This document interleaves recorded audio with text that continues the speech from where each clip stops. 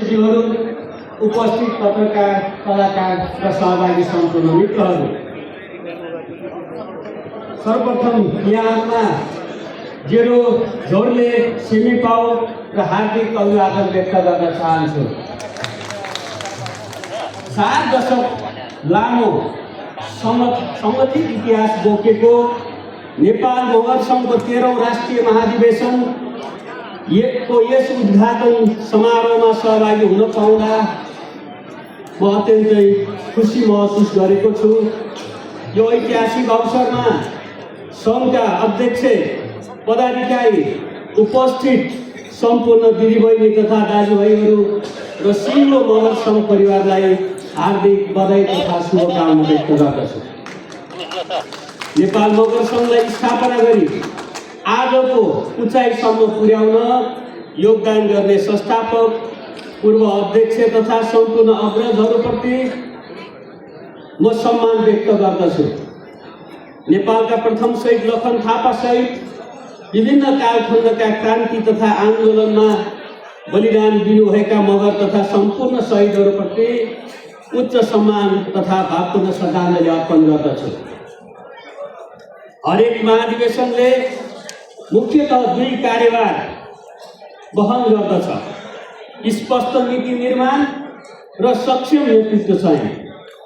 आफ्नो उद्देश्य, आवधिक कार्यक्रम तथा विगतका अनुभवहरूको गहिरो समीक्षा गर्दै भविष्यको स्पष्ट मार्गचित्र तय गर्नु र त्यसलाई दृढतापूर्वक कार्यान्वयन गर्न सक्ने सक्षम नेतृत्व चयन गर्नु यस महाधिवेशनको मुख्य कार्यभार हो। मलाई विश्वास छ यो महाधिवेशनले मगर समुदायको एकता अझ मजबुत बनाउँदै भविष्यको स्पष्ट कार्यदिशा तय गर्नुका साथै सक्षम, दूरदर्शी, प्रतिबद्ध तथा समुदायप्रति उत्तरदायी नेतृत्व चयन गर्नेछ। प्रमुख अतिथिको रूपमा मात्र होइन, मगर समुदायको एक जिम्मेवार सदस्य तथा यस सङ्घको सल्लाहकारको रूपमा पनि म यस महाधिवेशन आफ्नो उद्देश्यमा पूर्ण रूपले सफल होस् भन्ने पुनः शुभकामना व्यक्त गर्दछु। आदरणीय दिदीबहिनी तथा दाजुभाइहरू, बहुजातीय, बहुभाषिक, बहुधार्मिक, बहुसांस्कृतिक तथा भौगोलिक विविधतायुक्त हाम्रो देशमा सबै समुदायका आफ्नो इतिहास, पहिचान र सभ्यता छन्। मगर समुदाय भाषा, संस्कृति, सभ्यता, पहिचान र गौरवपूर्ण इतिहासले समृद्ध समुदाय हो।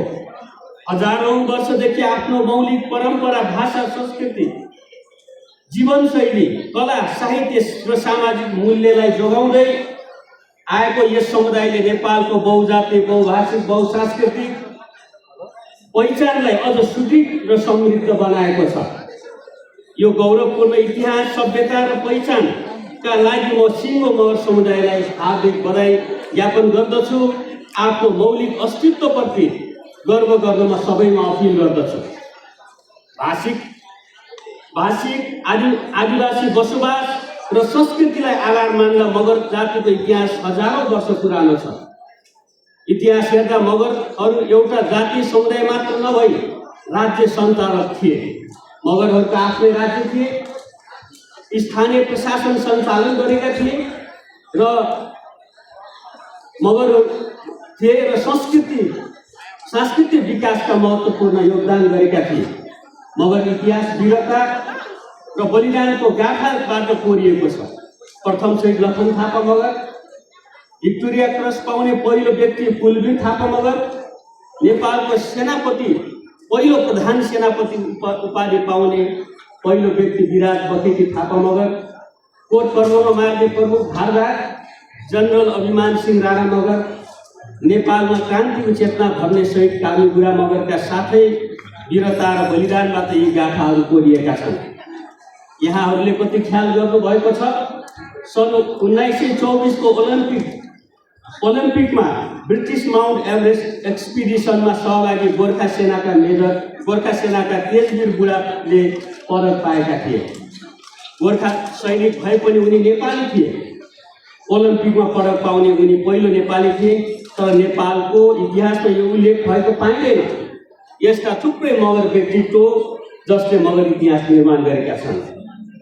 उपस्थित दाजुभाइ तथा दिदीबहिनीहरू, पछिल्लो राजनीतिक परिवर्तनमा जनयुद्ध मार्फत जनयुद्ध र जनआन्दोलन मार्फत मगर समुदायले खेलेको अग्रणी भूमिका, सहभागिता र बलिदान हाम्रो ताजा इतिहास हो।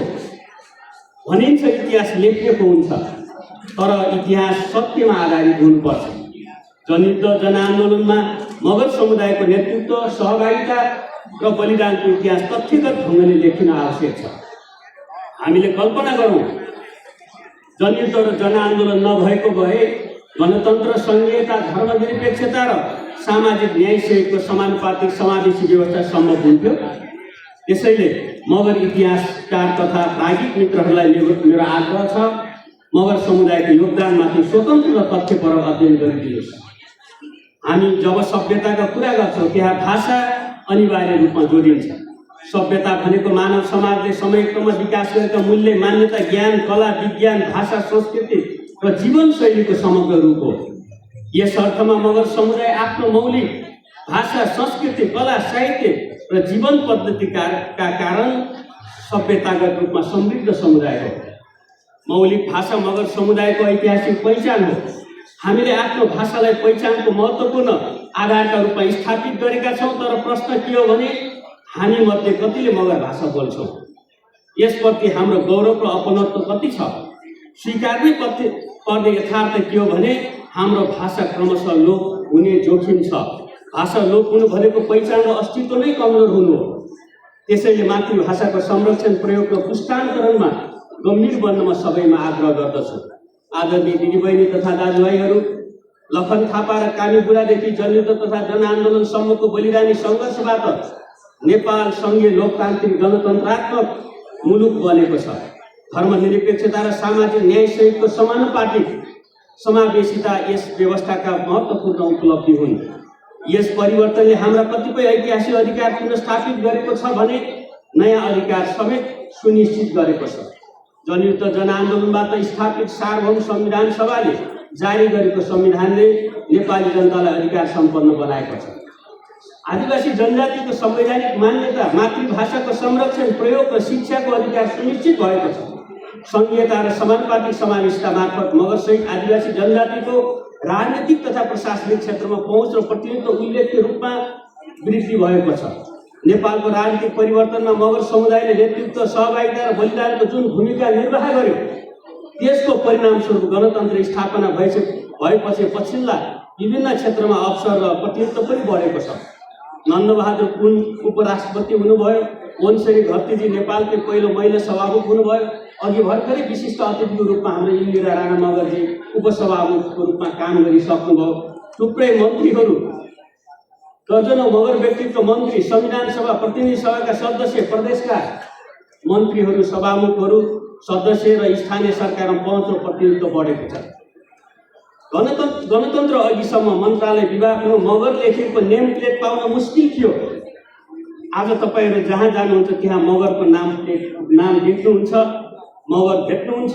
नेपाली सेना, सशस्त्र प्रहरी, नेपाल प्रहरी र अन्य सार्वजनिक सेवा मगरहरू भेट्नुहुन्छ। निजी क्षेत्र, गैर सरकारी क्षेत्र वा अन्य महत्त्वपूर्ण क्षेत्रमा आज मगरहरूको प्रतिनिधित्व बढेको छ। यो गौरवको कुरा हो।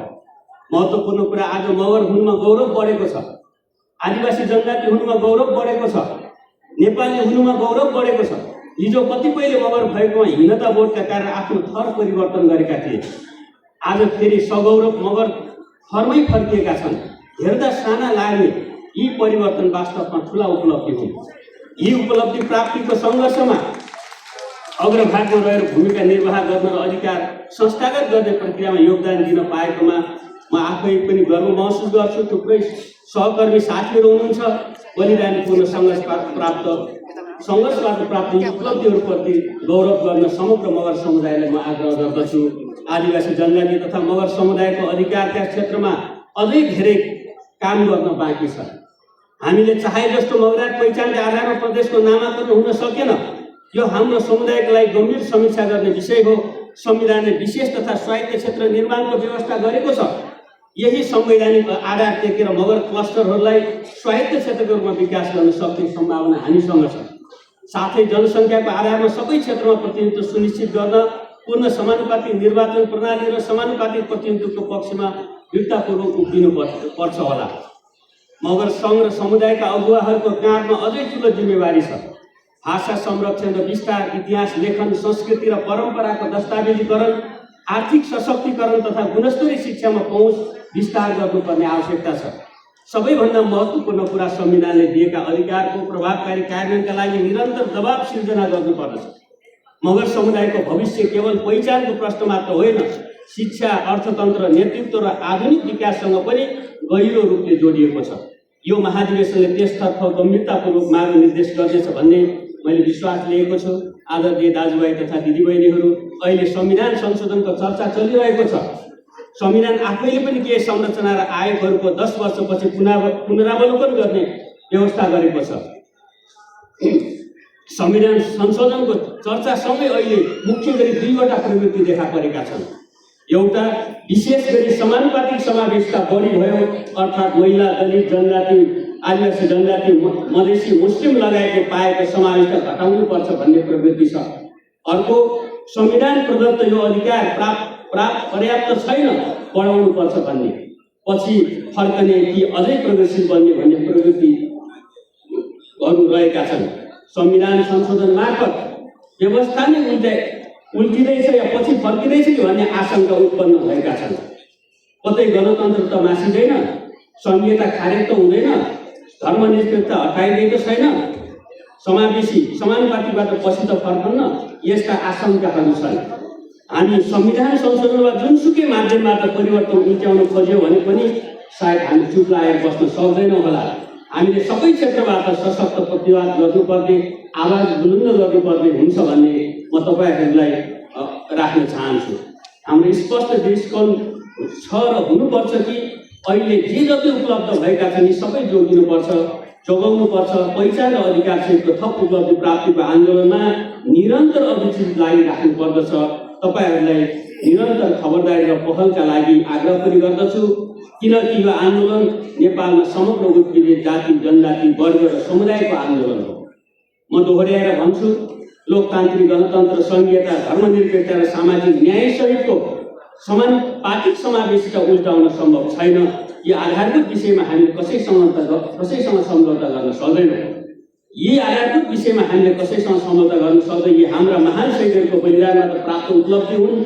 तपाईँ हामीले आफ्नो ऊर्जाशील समय खर्च गरेर ल्याएका व्यवस्था हुन्। यी महिलाका अधिकार, दलित, आदिवासी जनजातिका अधिकार हुन्, मधेसी, मुस्लिम, थारूका अधिकार हुन्, अल्पसङ्ख्यक, सीमान्तकृत तथा उत्पीडित क्षेत्रका नागरिकका अधिकार हुन्। जनताका अधिकार खोज्ने सायद दुनियाँमा सम्भव छैन। हो, यहाँ हरेक कुराको विकल्प छ, तर यहाँ गणतन्त्रको विकल्प अझ समृद्ध गणतन्त्र हुन्छ। संघीयताको विकल्प अधिकार सम्पन्न संघीयता हुन्छ। समानुपातिक समावेशताको विकल्प पूर्ण समानुपातिक प्रतिनिधित्व हुन्छ। लोकतन्त्रको विकल्प उन्नत लोकतन्त्र हुन्छ। यही नै आजको हाम्रो साझा मुद्दा हुनुपर्छ भन्ने मलाई लाग्छ। आदरणीय दाजुभाइ तथा दिदीबहिनीहरू, हाम्रो यहाँहरूको महाधिवेशन नीति केन्द्रित हुनुपर्नेमा पछिल्ला दिनमा नेतृत्वमा मात्रै केन्द्रित हुने अलिकति परम्परा बढेकी जस्तो मलाई लाग्दछ। मलाई विश्वास छ यो महाधिवेशनमा नीति केन्द्रित छलफल हुनेछ। हामी मगरहरू सामूहिकता र आपसी विश्वासमा चल्ने समुदाय हौँ।